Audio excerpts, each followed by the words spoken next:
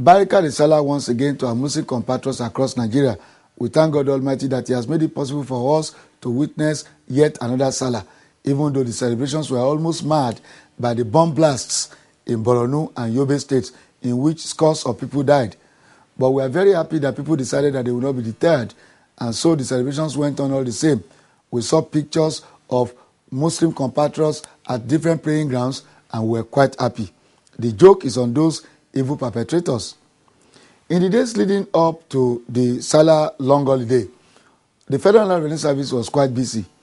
On Thursday, the 3rd of November, the FRS collaborated with the Nigeria Customs Service to launch what is called the new Importers Taxpayer Identification Number Scheme, which is expected to make life easier for importers of goods and to block leakages in revenue collection.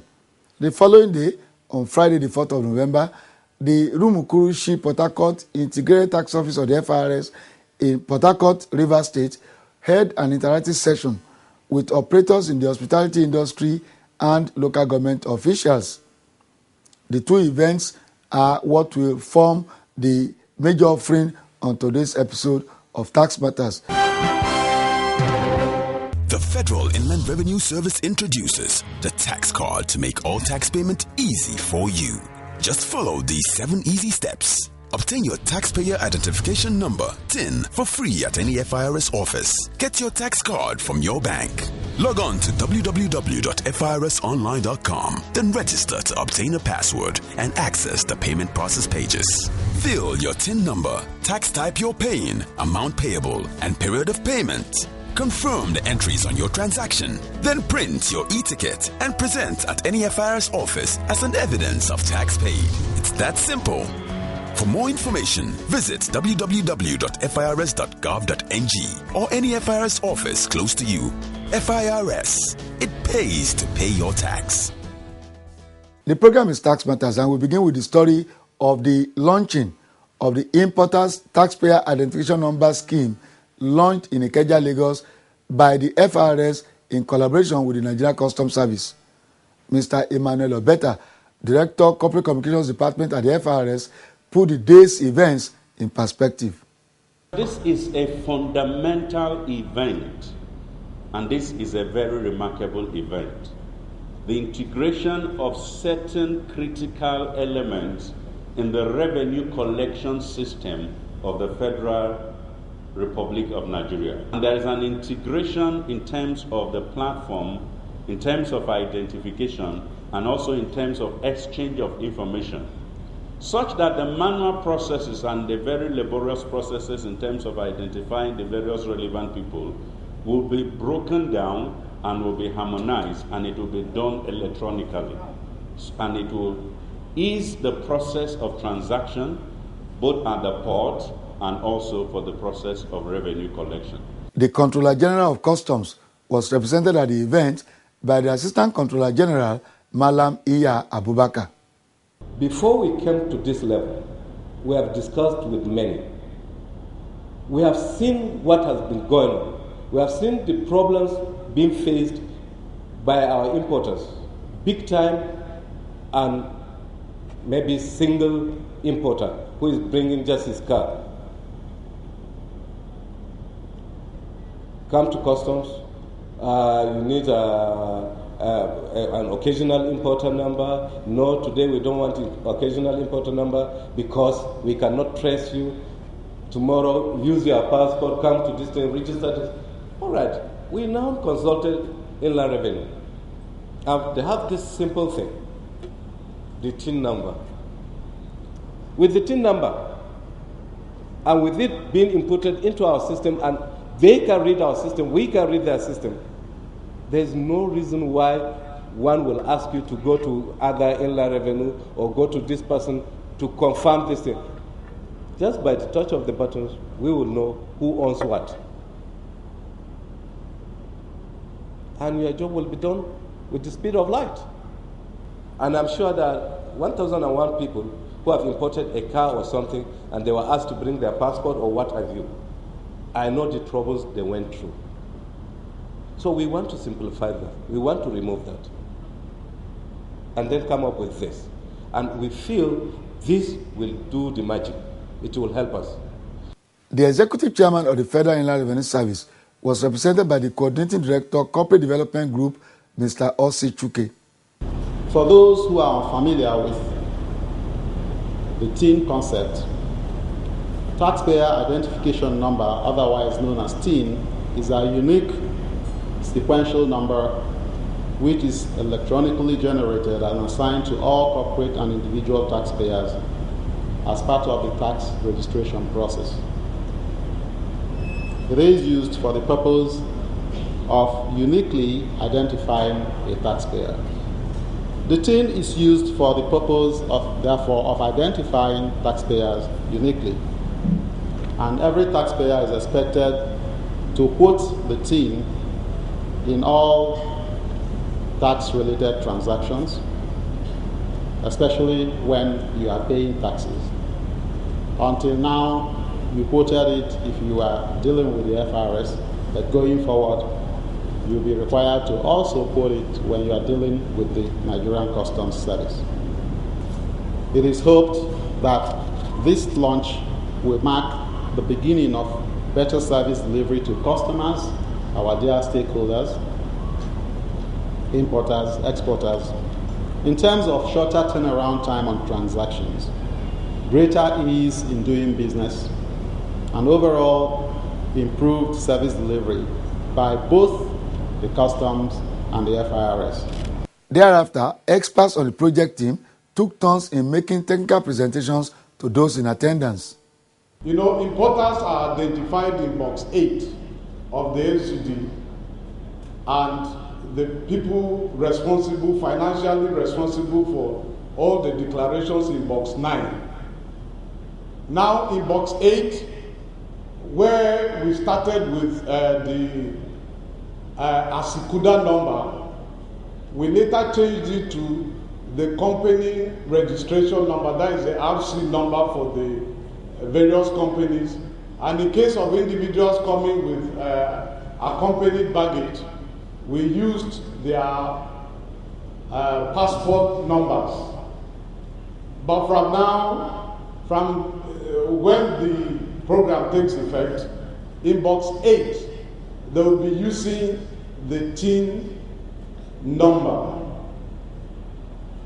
In box 9 also, you will be using your TIN number and not the RC numbers as is presently obtained in the various clearing ports.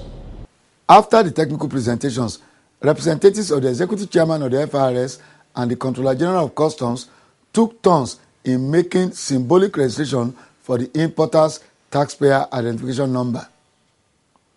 Because it was a stakeholders meeting, there was an interactive session in which participants sought and received clarifications on matters germane to the new scheme. Yes, the concept is very good, but I want to know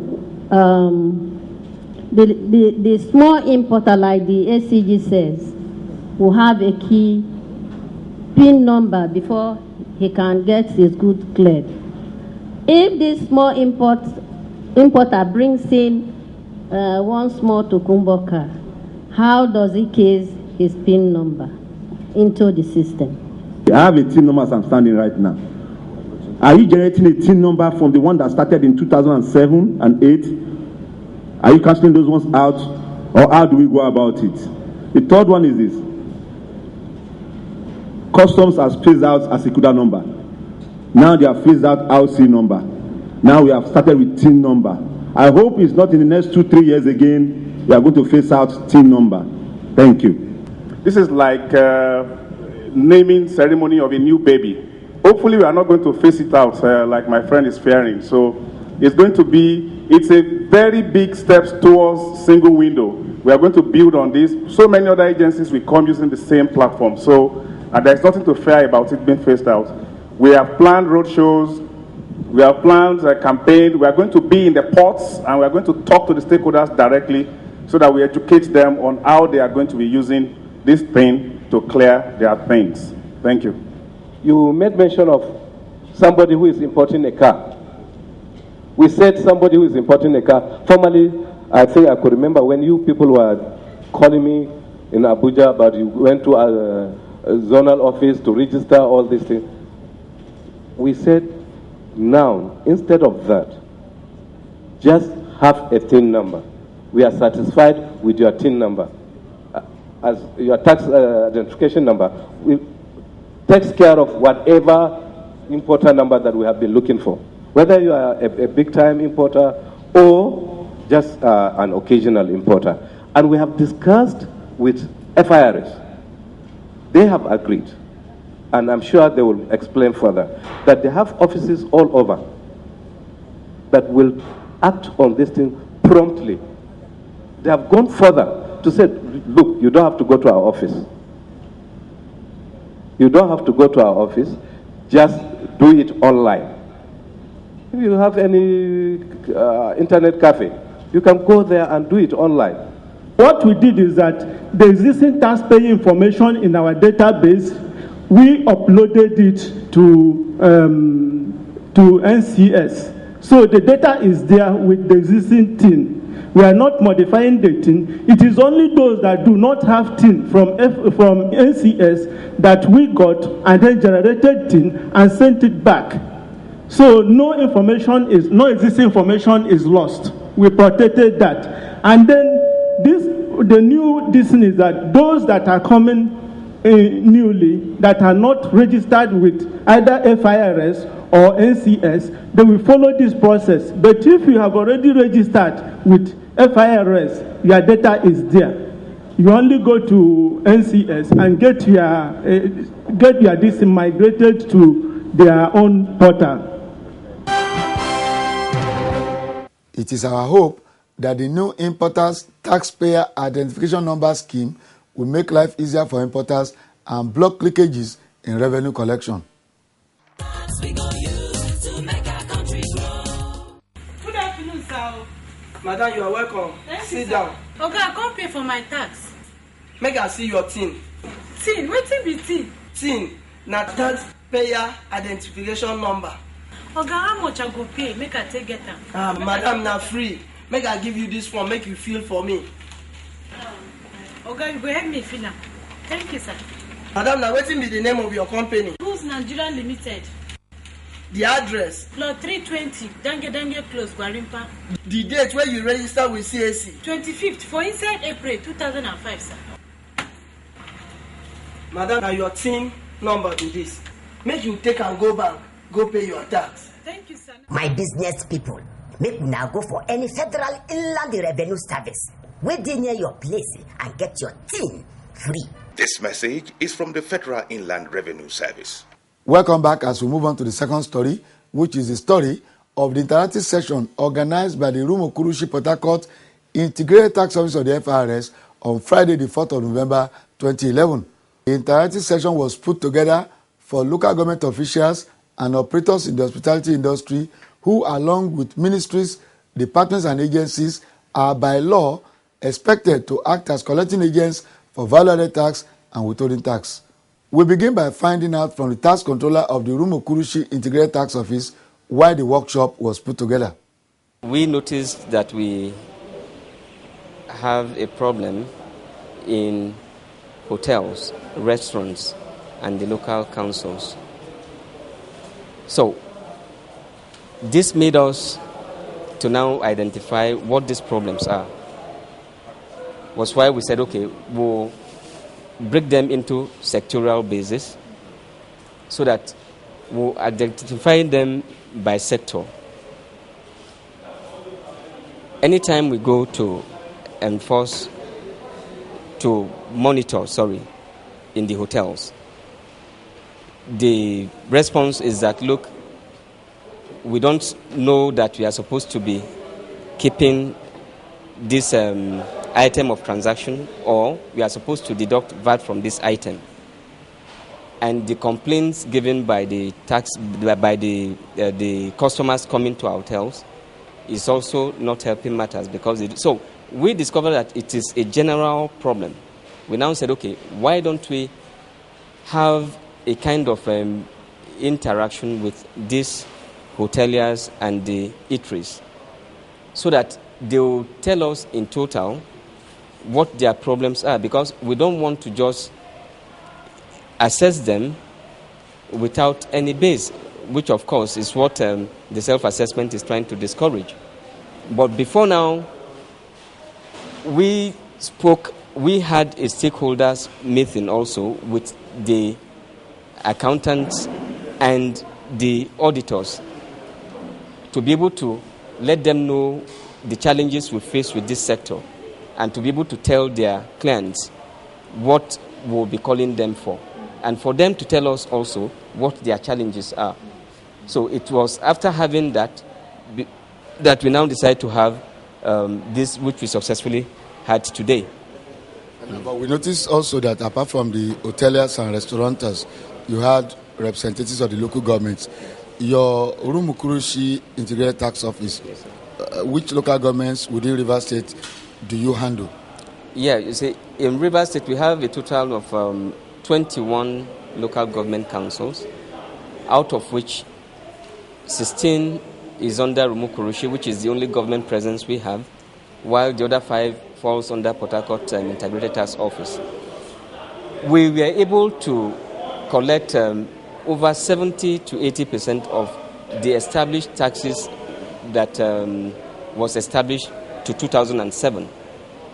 And since then, we've been going around the local councils to really establish from 2008 to date. But we discovered that majorly the contracts are done by direct labor under the pretense that they have a state edit, procurement edit, which grants them the authority to do that, which he said is wrong. So we felt we cannot be doing it with one local government at a time. Why don't we include them in this interactive session so that we trash all of them together? And we are happy to see the presence of some 2 local government chairmen and the presence of all the treasurers of the local councils. And we've been able to talk to ourselves and to tell them the items will disallow when we come for the local government tax outstanding establishment, so that when we now give you your total bill after submitting it at the head office, you cannot say you won't pay, because we've already told you that these items you are considering as your direct labor items cannot be treated as direct labor. To kickstart the interactive session, 2 papers were presented. Mr. Emmanuel Idu presented a paper on awareness for effective tax compliance, while Mrs. Mimi Orubibi presented a paper on modalities for collecting VAT and withholding tax, filing of returns, and remitting to government coffers. Section 13 of the VAT Act requires every government agencies, including local government, to deduct certain percentage from contractors' fees and remit to FRS this deduction, representing VAT and withholding tax. That's where the local government comes in. Section 13 of the Act, every contract, every supply that you give out, if you give, it is an enterprise. An enterprise, the withholding tax is deducted and paid same to Board of Internal Revenue. If it is a limited liability company, then it is deducted and paid to FRS. I want to say that for the purpose of VAT is deducted on enterprise, limited liability companies, and paid to FRS. It is only the withholding tax, if it is an enterprise, then that will not come to FRS, but it will go to the state. Thereafter, the stakeholders had the floor. Prince Chidi Ibe is proprietor of one of the hotels in Port Harcourt. Let me raise a concern with regards to why, from my own point of view, why some of us have problems in terms of due dates. Most of the companies that patronize these hospitality industries, they use our services on credit. They don't honor their 15, 30 to 90 days payment plan. And because we happen to find ourselves in a region that for so many catastrophes in the past few years have sent a lot of business flight, capital flight, businesses, leisure seekers from the environment. And as hospitality, this category of people are the people that we depend on. We don't depend on the locals who have their own homes to become, business travelers. Send them away. And the few that are left back, the occupancy in all the hotels are so low, so they have a lot of choice and the bargaining power to move around. So if you tell them they must pay before they check in, these people will go elsewhere. So because of that, some of them violate 90 to even 300 days. We have companies that have not paid us for 3 years now. I can even call a very big company that I threatened with my lawyer. It's a fertilizer company in this locality. I made my lawyer write them, but they've not even replied. They're owing us in excess of 3 million, and it's over 2.5 years. Barrister Tamuno Williams is the chairman of the Okirika local government in Rivers State. I have with me a letter dated 31st October 2011, signed by your yourself, requesting Okirika Local Government Council to pay 109 million naira as value-added tax outstanding for the years of 2007 to 2010, and then 101 million plus for withholding tax for that same period. I don't have any doubt that your calculation is based on the exercise of the powers vested on you by Section 14, touching on the best of judgment. But the question is, are these figures factual? Can they be real? I have the benefit of insight because I was Secretary of Council of Okirika within this period. And I do know that at that time, a lot of the projects were done by direct labor. And Section 7 of the Nigerian Constitution says that the House of Assembly of a state can make law for the local government councils. And the Rivers State Assembly, pursuant to that Section 7, has passed the Rivers State Public Procurement Law, which set a ceiling of 100 million naira for a council to do direct labor. Now, in direct labor, the implication is that local government council has the manpower. You have the carpenters, you have the masons, you have the bricklayers. They are employees of council. So you buy direct from the market sand, you buy cement, and in some cases they are what we call community local government partnership projects. So the community is bringing sand and cement, we are bringing the know-how. In that case, how do you exercise Section 14 of the law to bring about the best of judgment? Other stakeholders in attendance had the floor, but time will not permit us to take much today. The mandate given to us is to collect, escort the money to CBN, dump and come back. Don't ask what the government do with the money. But these days, we have been given the opportunity to also ask, because the fire is on us. You ask us, what do we do with the money we collect? So we also ask them, they are asking us what they do with the money they collect. So it's an issue. We do hope that you have had fun watching today's episode of Tax Matters, and that we have been able to further deepen your knowledge and understanding of the workings of the Nigerian tax system. Please join us next week on the same station, same day of the week, same time of the day for another episode of Tax Matters. Thank you for watching.